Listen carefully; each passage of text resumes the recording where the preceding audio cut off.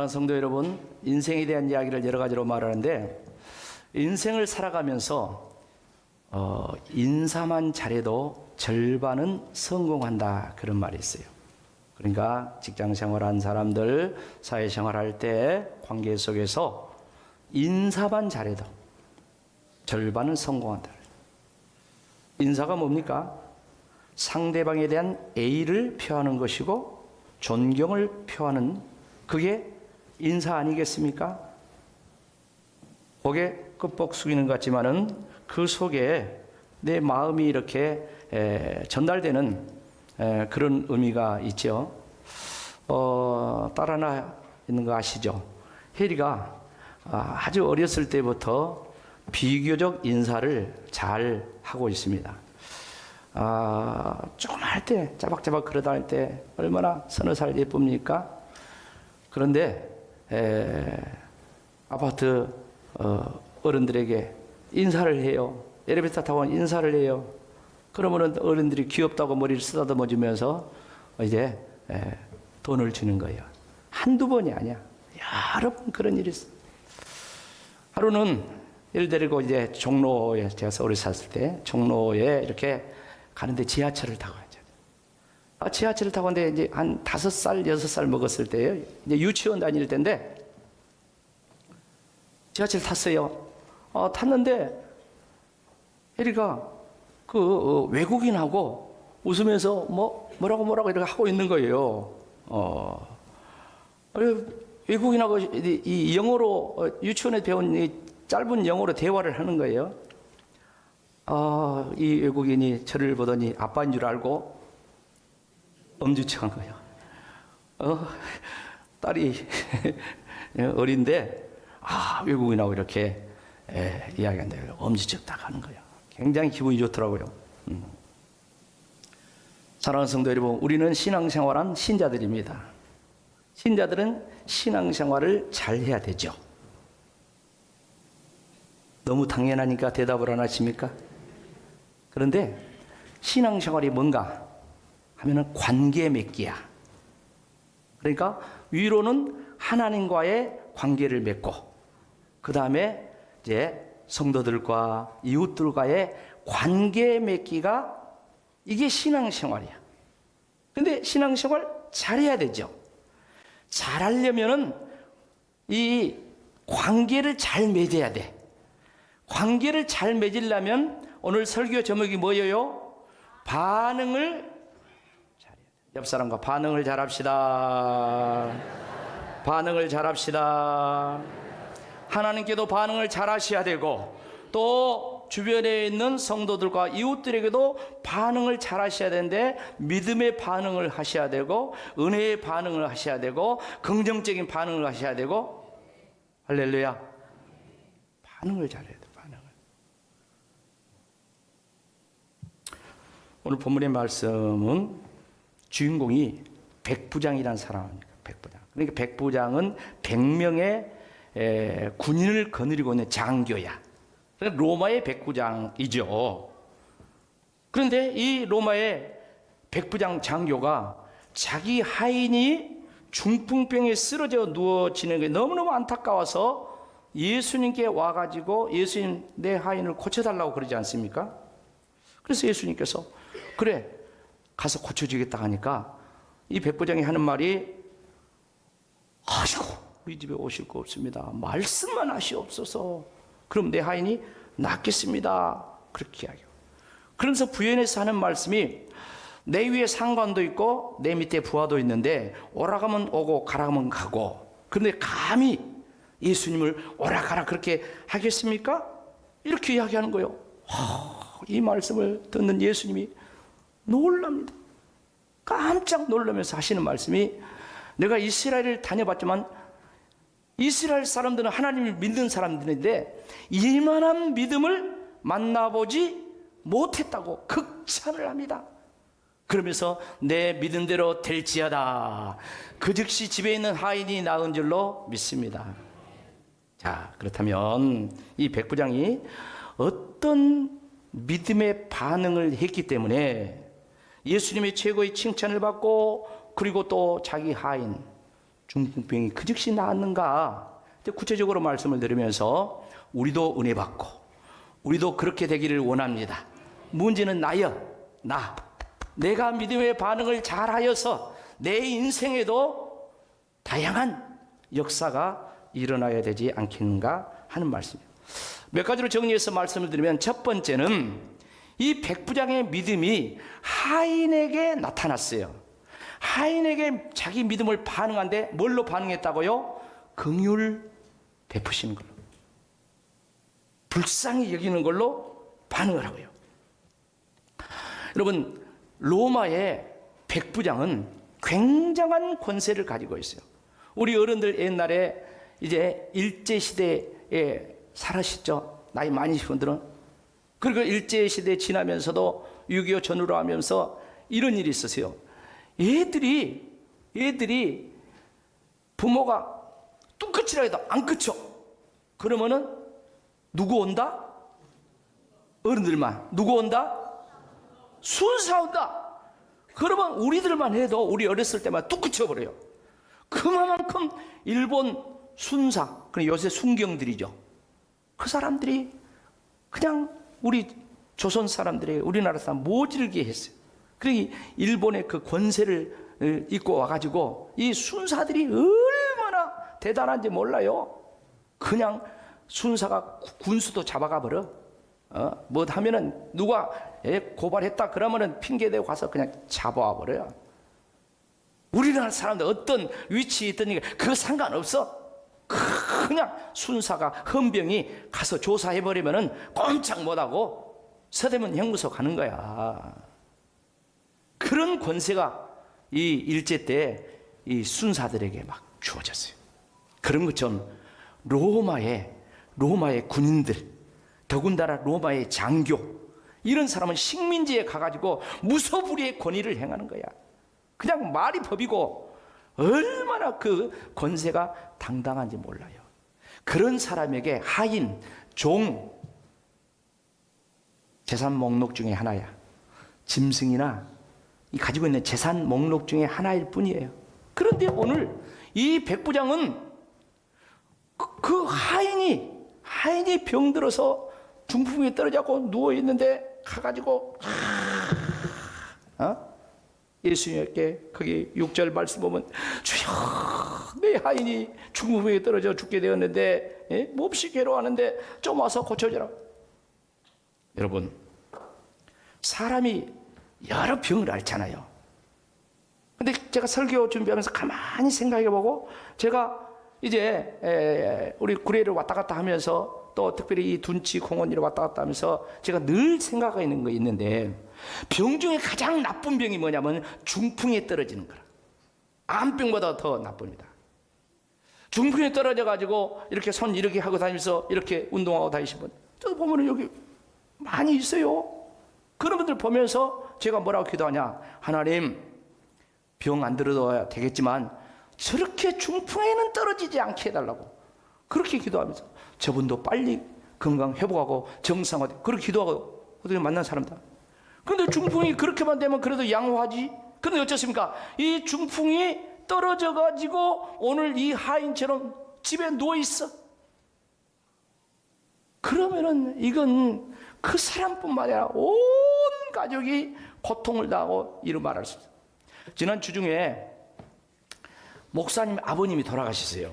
그래서 광양에 이제 조문을 이렇게 갔거든요. 그쪽에 조문을 가가지고 이제 목사님이 어쩌저쩌 이렇게 아버지가 돌아가신 그 이야기를 해주잖아요. 그런데 10여 년 전에 중풍으로 떨어졌대. 아버지가 10여 년 남짓 중풍 수발을 한데 그냥 누워 계신 거야. 그래가지고 이 며느리가, 그러니까 사모님이죠. 사모님이 수발을 하다가 스트레스를 받아가지고 그냥 암이 왔대. 그래서 그 사모님 이야기해. 우리 집사람한테도, 사모님, 아버님 모신다면서요. 내가 스트레스 받지 마세요. 그러다. 스트레스 받고 암 왔다고. 그런 이야기를 하는 거예요. 그러니까 이 중풍에 떨어져가지고 그냥 음식도 못 먹으니까 음식도 다 이렇게 먹여줘야 되고, 나중에는 호수에다가 이렇게 했는데 호수 이 받아 먹는 이게 안 되는 거야. 그래서 못 먹어서 돌아가. 대소변 가리는 거 말할 것도 없이 기가 막힌 일 아닙니까? 그런데 오늘 놀랍게도 이 백부장은 그런 중풍병에 쓰러진 이 하인을 불쌍히 여겨 달라고 예수님께 와서 고쳐달라고 이렇게 간청하는 것. 여러분, 당시에 사회 문화적으로 볼 때 백부장이 이런 집에 쓰러져 있는 하인 관심 안 둬도 누가 욕할 사람 없어. 뭐라고 할 사람 없어요. 사랑하는 성도 여러분, 여기서 우리는 하나님의 말씀, 특별히 예수님께서 이제 공생애를 시작하면서 말씀했던 말씀에 우리가 먼저 집중을 해봐야 돼요. 예수님 공생애를 딱 시작하면서 마태복음 5장, 6장, 7장을 산상수훈이라게, 이 산상수훈은 무엇입니까? 모든 믿음의 사람들의 실천 윤리. 그러니까 하나님 믿는 사람이면, 예수님 믿는 사람이면 이런 실천을 해야 된다는 그런 내용이 바로 마태복음 5장, 6장, 7장인데, 그 실천 윤리를 말씀을 하면서 마태복음 5장 시작하면서 예수님이 복 받아라 해가지고 몇 가지 복? 8가지 복을 이야기하잖아요. 그 가운데 예수님께서 하신 말씀 중에 긍휼에 대한 복을 이야기해요. 마태복음 5장 7절 말씀 다 같이 읽어보도록 합시다. 시작. 긍휼히 여기는 자는 복이 있나니 긍휼히 여김을 받을 것이며. 아멘.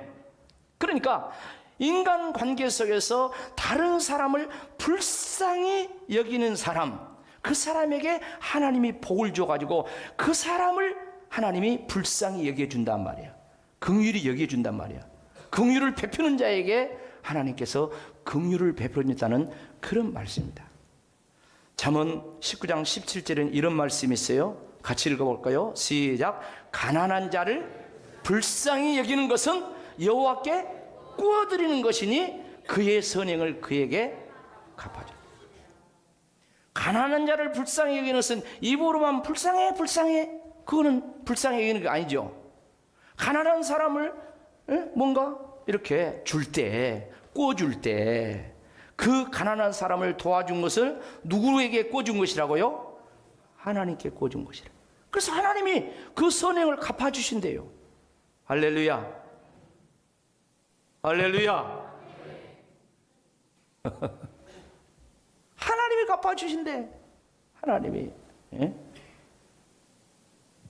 그래서 예수님께서 공생애를 시작하면서 이 복된 이야기를 하면서 남을 불쌍히 여겨라, 이 말을 하는 거예요. 그래야 너 복 받는다. 그리고 예수님께서 이제 공생애 다 살고 이제 우리를 구원을 위해 십자가 지시잖아요. 십자가 내일 모레 져. 내일 모레 질 때 이 성경을 보면 예수님께서 천국 이야기를 많이 합니다. 천국 이야기를. 특별히 마태복음 24장, 25장 이렇게 천국 굉장히 많이 이야기를 하신데, 그 천국에 이제 들어가려면 이제 심판을 받아요. 심판을 받아요. 근데 마치 목자가 양과 염소를 이렇게 저녁 때 잠잘 때 이렇게 분리를 시켜놔두거든요. 분리를 시킨 것처럼 주님께서 영광의 보좌에서 그렇게 우리 믿는 자를 이렇게 오른편에 양, 왼편에 염소 이렇게 분리를 시킨다 했어요. 그러면서 마태복음 25장 34절 이하의 말씀 보면은, 오른편에 선 양과 같은 자는 아버지께 복받은 자로서 창세로부터 너희를 위하여 예비된 하나님 나라를 뭐하리라? 상속받으리라. 하나님 나라에 들어간다. 이유가 있죠. 왜 이 사람이 양이 되고 왜 이 사람이 하나님의 상속받은가?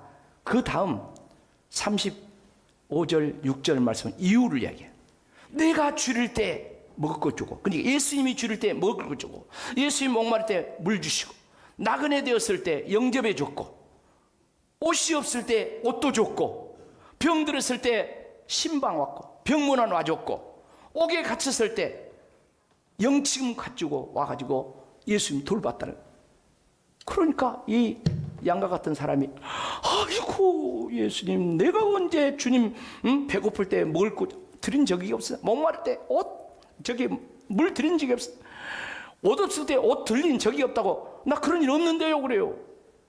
그러니까 예수님이 하신 말씀 마태복음 25장 40절 다 같이 읽어요. 시작. 임금이 대답하여 이르되 내가 진실로 너에게 이르노니 너희가 여기 내 형제 중에 지극히 작은 자 하나에게 한 것이 곧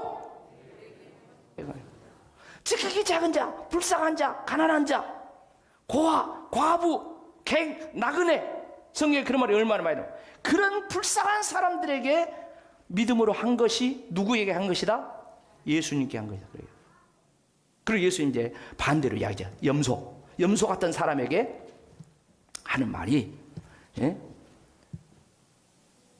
예수님이 곧바로 마태복음 25장 41절에 그 41절에 보면 이렇게 이야기합니다. 다 같이 읽어봐요. 또 곧바로 하는 말이 왼편에 있는 자들에게 뭐라 해요? 저주받은 자리라 하면서 나를 따라서 마귀와 그 사자를 위하여 예비된 영원한 어디 들어가라?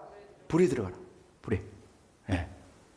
지옥 가란 말이 아닙니까? 그러니까 이 사람이 그만한 이유가 또 있어야 될 거 아니에요. 아까 양은 예수님께 다 이렇게 했어. 근데 예수님이 그 뒤에 보면 이야기해요. 너는 내가 목마를 때 물도 안 주고 배고플 때 먹을 것도 안 주고 옷이 없을 때 옷도 주지 않고 등등등 했지 않느냐? 그러니까 나 그럴 일 없는데요. 예수님이 언제 나한테 목마르다고 물 달라고 했습니까? 언제 예수님이 배고프다고 밥 달라고 했습니까? 그런 적 없지 않습니까? 그러니까 예수님이 또 하시는 말씀 마태복음 25장 45절 다 같이 읽어 시작. 이에 임금이 대답하여 이르되 내가 진실로 너희에게 이르노니 이 지극히 작은 자의 하나에게 하지 아니한 것이 곧 내게 하지. 지극히 작은 자, 불쌍한 자, 가난한 자, 고아, 과부 이런 사람들 보고도 못 본 채하고 하지 않은 것이 곧 예수님께 안 한 것이라고 그렇게 말씀했어요. 야고보서 2장 13절은요 굉장히 무서운 말씀을 합니다. 또 한편으로 좋은 말씀이 돼요. 다 같이 읽어봐요. 시작. 긍휼을 행하지 아닌 자에게는 긍휼 없는 심판이 있으리라. 긍휼은 심판을 이기고 자랑하리라. 무슨 말입니까? 하나님께서 우리 모든 인간을 또 우리 믿음을 다 심판하신 줄로 믿습니다. 그 심판을 하는데 방금 말씀한 것처럼 앞에서 말씀한 것처럼 평소에 남을 불쌍히 여기지 않는 사람, 긍휼을 베풀지 않는 사람은 긍휼 없는 심판을 한다는 거예요. 여러분 하나님의 심판 중에 가장 무서운 심판이 뭐냐면 긍휼을 베풀지 않는 심판. 다른 말로 하면 인정사정 볼 것 없이 네가 행한 대로 다 갚아주리라. 그런 심판을 한다. 그러나 살아가면서 평상시에 예수 이름으로 오늘 이 백부장처럼 불쌍히 여기는 자, 긍휼을 베푸는 자, 자비를 베푸는 자, 이런 사람은 심판을 이긴대. 심판대에 서가지고 내가 심판을 받는데 하나님이 너 긍휼 베풀어 줬구나 하면서 하나님이 나를 불쌍히 여겨주신대요. 할렐루야. 그런가 하면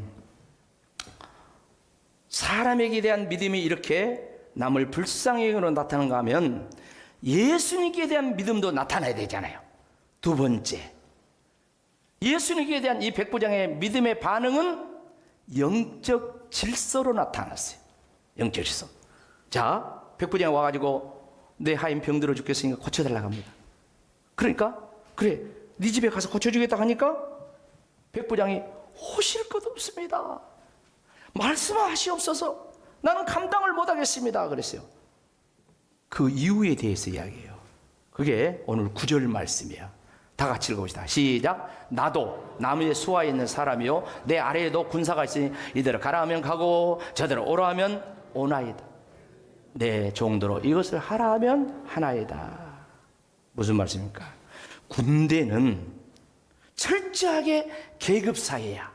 군대는 철저하게 질서, 계급에 따른 이 질서 사회야. 그래서 군대가 유지가 되는 거예요. 그래서 자기는 군인이니까 자기 외에 상관도 있어서 상관이 말하면은 가라면 가고 오라면 오고, 자기 밑에 부하가 있어서 자기가 그 부하에게 가라면 가고 오라면 오고 하라면 하고. 군대 용어인데 좀 죄송한데 까라면 까. 군대 갔다 온 사람 그런 말 많이 들어봤죠? 속된 말로 그래요. 그렇게 이 군대 질서를 철저하게 지키고 이렇게 살고 있는 내가 감히 주님을 오라 가라 하겠습니까? 아니, 세상 질서도 이렇게 철저하게 지키고 있는데 하나님 앞에서 영적인 질서를 잘 지켜야 되지 않겠는가? 예수님 메시아인데, 메시아인데 그 주님을, 메시아를 향하여서 지금 자기는 여기서 말씀 안 해도 됩니다, 이렇게 메시아에 대한 영적인 질서 반응을 그렇게 하고 있는 거예요. 여러분, 공직사회 생활하신 분들, 군대 생활하신 이분들 굉장히 이 질서에 민감하죠. 그런데 그런 공직이나 이런 걸 안 해본 사람은 또 달라요. 사랑하는 성도 여러분, 우리나라가 평안하고 번영하려면 나라의 질서가 바로 서야 될 줄로 믿습니다. 여기에 대한 결과가 어떻게 나타납니까? 백부장의 믿음에 대한 결과가 어떻게 나타납니까? 간략히 보면 첫째, 예수님의 최고의 칭찬을 받았습니다.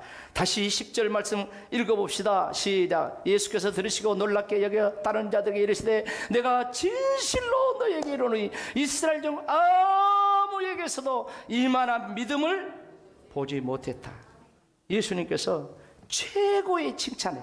여러분, 이스라엘 백성은 하나님 믿는 자잖아요. 그런데 이스라엘 돌아다녀봐도 이런 믿음의 사람을 보지 못했다. 그는 이방인이야, 그는 로마 사람이야. 그런데 그 믿음이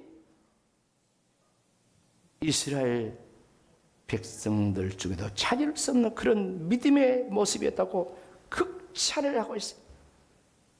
반면에 12절 말씀 보면은 그 나라 본 자손들은 바깥 어두운 데 쫓겨나 거기서 울며 이를 갈미시라. 이스라엘 백성들 하나님 믿는데 제대로 된 믿음이 아니야. 그러니까 그들은 바깥 어두운 데 쫓겨난대요. 기가 막힌 주님의 말씀 아닙니까? 그러고 하면 두 번째 결론이 나옵니다. 어떤 결론입니까? 예수님이 축복의 선포가 이루어졌습니다. 백부장이 믿은 대로 되는 역사가 일어난 줄로 믿습니다. 거기 13절 말씀을 보세요. 예수께서 백부장에게 이르시되 가라, 내 믿은 대로 될지어다 하시니 그 즉시 하인이 나으냐. 어디에 있는 하인? 집에 있는 하인.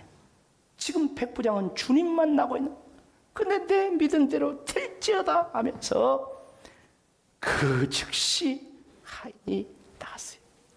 오늘 예배당에 나와서 저와 여러분이 하나님 말씀 앞에 아멘하고 믿음에 결단하고 이렇게 나아갈 때 내 집에서도 역사 일어나고, 직장에서도 역사 일어나고, 여러분 고향에서도 역사 일어나고.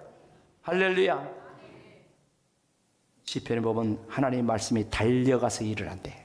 달려가서 하나님이 그 하인에게 달려가서 그 즉시 낫게 하는 역사 일어났어요. 사랑하는 성도 여러분, 우리는 신앙생활 하는 사람들입니다. 신앙생활하는 예수 믿는 우리들은 믿음의 반응을 잘해야 됩니다. 믿음의 반응을 잘해야 되는데 첫째는 사람 앞에 반응을 잘해야 돼. 이 백부장처럼 사람을 불쌍히 여겨야 돼. 사람을 긍휼히 여겨야 돼. 가난한 사람일수록 못 배운 사람, 못 가진 사람, 저 천대받은 사람, 이런 사람일수록 이렇게 불쌍히 여기는 주님의 긍휼이 있어야 돼. 긍휼을 베푸는 자가 돼. 그러면 이 예수님께 우리가 반응을 잘해야 되는데, 예수님 메시아다, 주는 그리스도요 살아계신 하나님의 아들이십니다.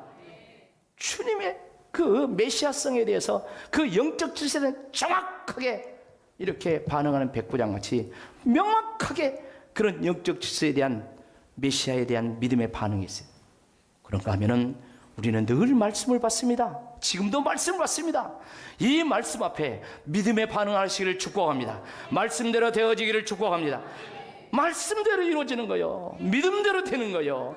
그래서 저와 여러분이 말씀을 받을 때마다 마음으로 아멘하고 입술로 아멘하고 순종하여 아멘하고, 그래서 오늘 이 시대에 백부장 같은 놀라운 역사가 일어나는 은혜가 있기를 주의 이름으로 축복합니다. 아멘.